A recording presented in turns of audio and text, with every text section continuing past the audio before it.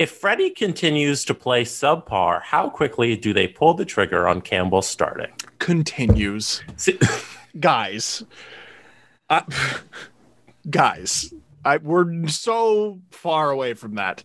That or he has to play especially terrible. If he's playing January, February 2020 Freddie hockey, I don't see it lasting more than about 10, 15 games. They don't have time to wait. No, that's true. They don't have time to wait. But like everyone makes fun of me for my allegedly irrational love of James Reimer.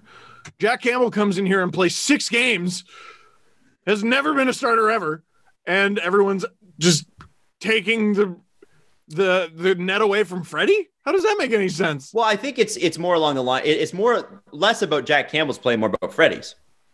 Right? Like, so it's more about lighting a fire? Well, will Freddie play himself out of the spot? Like Jack Campbell had great numbers on a horrendous LA Kings team, like a last place team, and he was was he 9 in the 920s in save percentage or something like that? I forget what it was, but it was very, very good. At the beginning of last season, I want to say he was a 900, but like Quick was like an 860 or something. But like he was before when they were still also bad. Yes, he was very good. So very good. So the thing is that there obviously is something there, at least as a backup goaltender. I don't think to answer the question, I don't think that's going to happen. I think Freddie will figure it out. You got to remember too, this is a contract year for Freddie in a depressed market. So he's got to play well. He's got to play well. There's a lot of money riding on this. He expected to get a raise from the $5 million that he was making. And I think we were asked at the beginning of the 2019-2020 season, which was last season, which is unbelievable. We did a live broadcast and did not a live broadcast, but like an in-person with the beer company we were working with at the time. And somebody asked, what are they going to extend Freddie for? And I said, they're not. Yeah. They're not going to extend him. And I still don't think that they will. I think that I guess you could, and probably the timelines on everything has changed. But the reality is Freddie is getting older and he wants a Markstrom-like deal. That's the kind of deal Freddie Andersen is after. He's got to perform big this year. If he doesn't, he'll end up with a less than Braden Holtby type deal.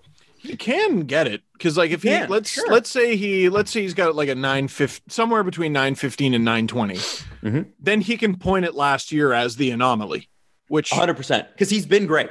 There have been moments where he's never been great in the playoffs. Never. No, never been on the greatest team.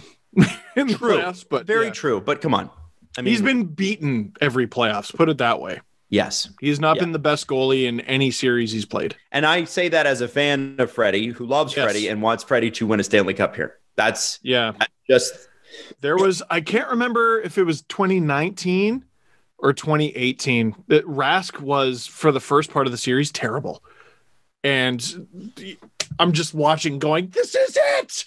This is your shot," and they couldn't do it. They couldn't do it. Interestingly, too, the narrative around Freddie Andersen is going to change throughout the year because here's what's happening now. How long will we have Freddie's bad play before we'll switch him out for Jack Campbell? If the Leafs go beyond the first round, do you think for a second that the only conversation there's not going to be any conversation other than Freddie Andersen's a UFA? So even if they win the cup, they're screwed. So we could literally go from talking about Freddie Andersen being replaced to Freddie Andersen cup contending team. And, oh my God, he's going to leave next year. What are they going to do? That's where we're at. And that's how quickly narratives can change. I think that both are possible this year. I think chances are you see a little bit more of Freddie getting back to what Freddie's done and going after a big contract, which he should. Mm-hmm. Next question. Yes. Oh, sorry. Steve. Nah. Next question. It's for Adam specifically, but Steve, I think you can weigh in if you want. Your name's on the show. Okay. Why does Leafs mainstream media treat every game like it's not being watched in the Leafs region? It's from Brian Murphy. That was a little interesting. Okay, so your mic's starting to sound a little muffled, Jess. Just a heads up. I don't understand the question.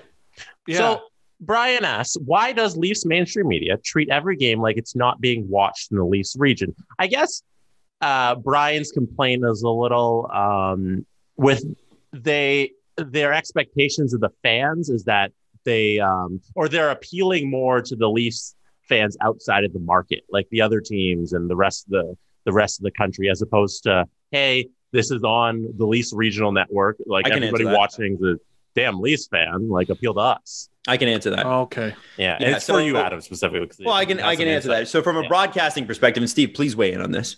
Most Leaf games are national games. So you can't treat them, and I know he said specifically regional, but most Leaf games are national games. They are playing usually to a national audience. They play every Saturday night. They played almost every Wednesday night last season until the pandemic. There's a reason, and that's because the ratings are sky high in comparison to other teams, because the population here is just flat out bigger. And love Leaf fans or hate them, and I'm sure most people who are not Leaf fans hate them, the reality is the passion for the Toronto Maple Leafs is enormous. It's just an enormous brand recognition within the market. Everybody I knew was watching the game last night. Everybody, every Insta story I clicked on, even people that are not necessarily hockey fans were still watching the game because A, we're stuck inside and there's nothing else to do, and B, it's the Toronto Maple Leafs and it's a big deal. And I think the reason that they just so that would be on a national level, you can't be like a Leafs homer for that reason. And I think the other thing is that if you're talking in terms of content, and I think that might be what you're hinting at as well.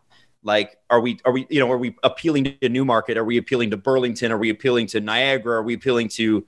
Is that the sense you guys got of that question? Because I'm not 100% sure on that part of it. What I am getting from it, basically, like, I think, is it Brian? You said? Yeah, it's Brian, the question asker. Brian feels like Leaf games don't ever seem catered towards Leaf fans. Is that what he's trying to say? That's the sentiment of the tweet I got. Well, I think so. I think that's a fair point. Well, I'm willing to bet Brian is one of the people asking us to sign the Joe Bowen petition. And come on. And like, I like listening to Joe Bowen games. When I'm in the car, I listen to him on the radio. I like it because I'm a Leafs fan. Fans people who are not fans of the Leafs would not be able to physically stomach that. Of course. That's why he'd only be on a regional broadcast, right? Yeah, it's like, imagine Jack Edwards was a national broadcaster for Bruins games. You'd throw up into your lap if you were a fan of the Flyers or Penguins or whatever. Mm-hmm. I will say this, like, I can't talk about the broadcasts really because I'm not on them except for the commercial that you saw 30,000 times. But the like trade trees, for example, or stuff that I do on the Sportsnet YouTube channel, like, I know anytime I mention the Leafs at all, even if it's totally relevant, I'm going to get roasted for it. And then I'm going to say a bunch of stuff about the Flames, and I'm going to say a bunch of stuff about the Habs, and I'm going to say a bunch of stuff about the Canucks and Oilers. And then I'm going to have to say something about the Leafs again, and it's going to completely reset. And it's Leafsnet and Toronto Sports Network, and just...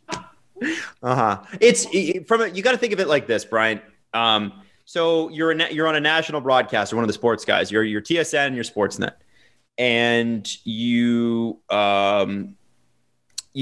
can, like Tim and Sid, take shots. Especially Sid takes shots at the Leafs. I'm willing to bet Sid grew up a Leaf fan, a big Leaf fan.